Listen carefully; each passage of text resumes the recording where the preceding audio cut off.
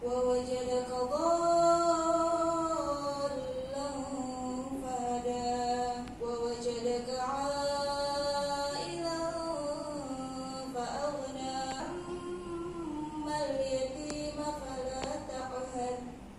Selanjutnya kami mengucapkan selamat datang dan terima kasih kepada Ustadz Fakih yang hari ini insya Allah akan memberikan kajian pada kegiatan pagi hari ini. Dan tak lupa kami mengucapkan terima kasih kepada seluruh panitia himpunan mahasiswa program studi D3 Perawatan. Bifadlillahi wa birahmatihi, cukup dengan karunia dan keutamaan dari Allah.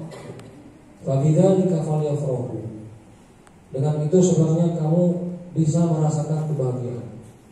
Kita merasa bahagia karena ada syiar di Ramadan ini.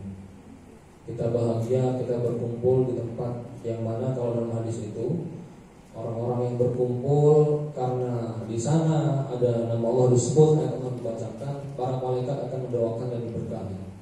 Kemudian kita berkumpul karena di sini kita bersama-sama menimba ilmu, kita sharing. Kalau di sini tulisannya ketika akbar kayak besar banget ya, ya kesannya. Kita sebut tapi akbar mini aja ya. Kita sharing aja di sini ya. Kita bersama-sama. Semoga teman-teman semua bisa merasakan kebahagiaan yang bersumber dari syiar-syiar keagamaan. Mahasiswa yang saya hormati, bagaimana rasanya di roasting sama dosen sendiri? Bagaimana rasanya? 16. Jadi kita masih satu terah. Ya, satu terah ya. Saya dari 2005 angkatan ke-4. Saya lulus tahun 2016, kemudian ditugaskan di Sukoharjo, ini udah tahun ke-6. Jadi tadi saya pangling beberapa bagian ini sudah banyak yang berubah. Apa karena saya memang berubah masuk ke sini? Di sini berapa? 500 ini ya. 500. Baik, teman-teman yang saya atau nggak gitu ini. Hari ke-10 di bulan Ramadan. Kalau kita ke resah karena Ramadan ini sudah habis 30%, dan itu besar. Ya. Coba kita tanya ke diri kita, sudah berapa amalan sih yang kita habiskan selama Ramadan ini? Tempat diri menjadi orang-orang bertakwa. Makanya di sini saya kasih judul Mindful Ramadan. Mindful Ramadan itu artinya Ramadan yang benar-benar dilakukan dengan hati, dengan hati-hati, dengan penuh perhatian, dengan mindfulness. Karena kita cenderung menganggap Ramadan itu satu hal yang lewat setiap tahun tanpa kita pikirkan bahwa kita harus memanfaatkan lebih jauh daripada sebelumnya, daripada sebelum Ramadan sebelumnya. Ada evaluasi, ada refleksi, sehingga Ramadan ini nggak terlewat sama seperti kemarin. Nah, di sini kita sharing bagaimana cara membuat Ramadan itu benar-benar memberi impact, benar-benar memberikan pengaruh bagi kita. Ya.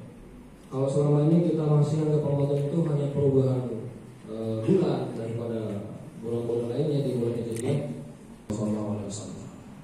Rasulullah SAW ketika Ramadan itu sangat bersemangat, sampai dalam hadisnya beliau digambarkan seperti mengencangkan ikat pinggang. Itu artinya tidak ada waktu untuk istirahat lagi. Kemudian dalam masalah sedekah beliau sangat bersemangat. Dalam hadis beliau disebutkan beliau kalau Ramadan itu sedekahnya lebih kencang daripada angin berhembus.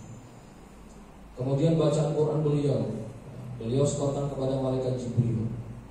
Begitu banyak syiar-syiar Ramadan yang Rasulullah SAW contohkan. Kalau bisa dibilang kehilangan semua itu, hampir kehilangan.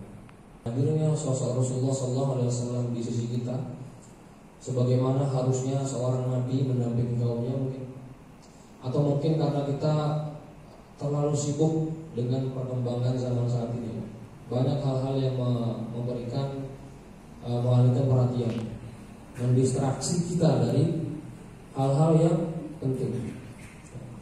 Rasulullah SAW itu adalah teladan untuk kita. Rasulullah Allah jadikan sebagai nabi dari kalangan manusia, ada alasannya. Ya, kita baca A'udzubillahi minasyaitonir rajim. Wa ma arsalna qablaka wa ma arsalna qablaka illa, coba dibaca, rijalan nuhi ilaihi fas'alu ahla dzikri in kuntum la ta'lamun. Kami tidak mengutus rasul-rasul sebelum kamu kecuali melainkan beberapa orang laki-laki yang kami beri wahyu. Ada alasan kenapa Allah itu memberikan nabi dari kalangan manusia. Ada alasan. Dan itu yang zaman dulu diprotes sama teman-teman, bukan teman-teman, sama orang-orang yang tidak mau beriman dari kalangan Yahudi kafir Quraisy. Orang-orang kafir Quraisy ini adalah orang-orang yang tahu Allah itu ada. Jangan anggap orang-orang yang berhala dulu itu nggak tahu ada Allah. Orang-orang yang menyembah berhala itu memiliki keyakinan dengan berhala yang mereka sembah, ya, ibadah mereka sampai ke Tuhan. Itu konsepnya. Jadi bukan semata-mata mereka nyembah patung, bukan. Sehingga kalau mereka nyembah berhala, mereka tuh merasa menyembah Allah. Dan ketika Rasulullah SAW, apa sih? Kenapa enggak malaikat aja yang Allah turunkan sebagai Rasul? Allah menjawab dan berkata, walau ja'alnahu malakan la ja'alnahu rajulan wa la labasna 'alaihim ma yalbisun.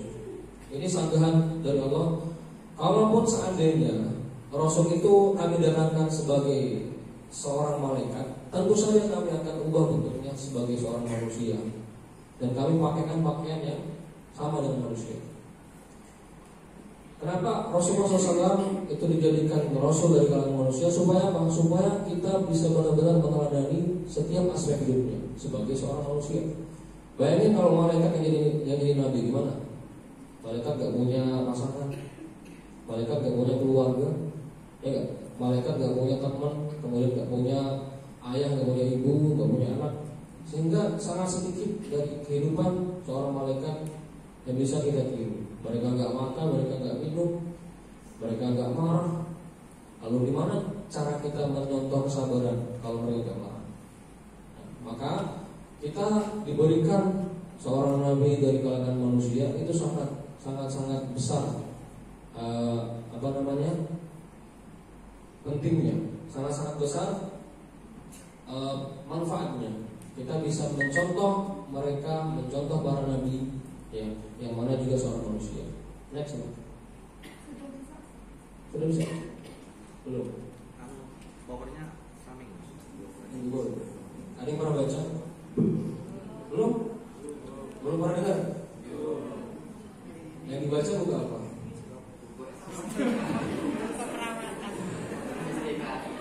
Selain itu apa? Orang Kristen, orang pemeluk agama Kristen yang menempatkan 100 orang dalam daftar yang